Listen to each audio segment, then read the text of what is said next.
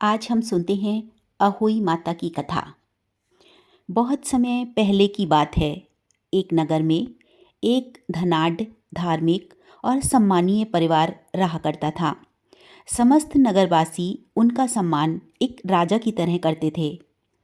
उनके 7 पुत्र और एक पुत्री थे। सभी का ब्याह हो चुका था।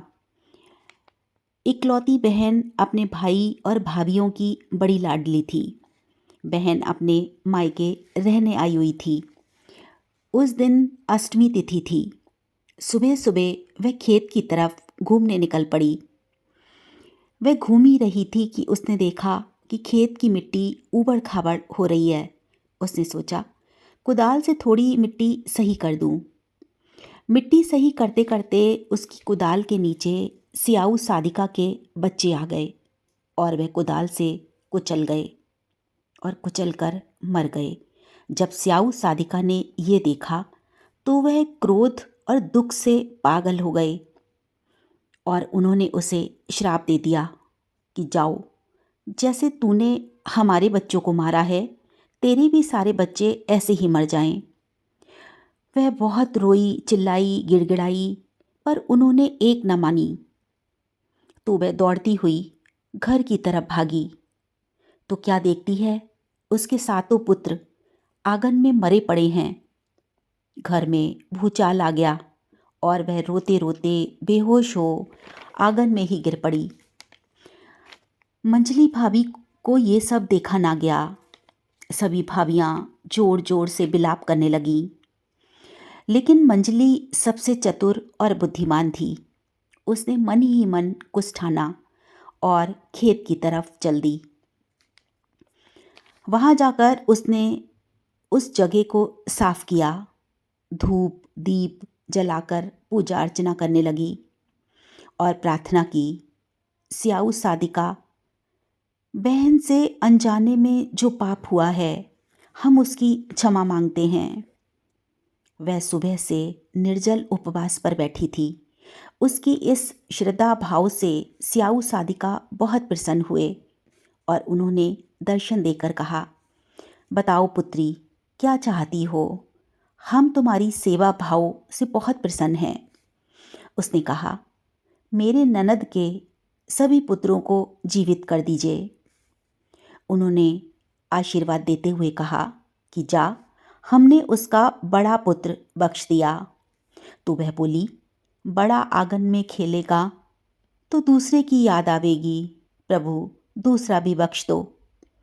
उन्होंने कहा, जा, हमने दूसरा भी बख्श दिया। अब उसने फिर कहा, 2 आंगन में खेलेंगे तो तीसरे की याद आवेगी। उन्होंने कहा, जा, हमने तीसरा भी बख्श दिया।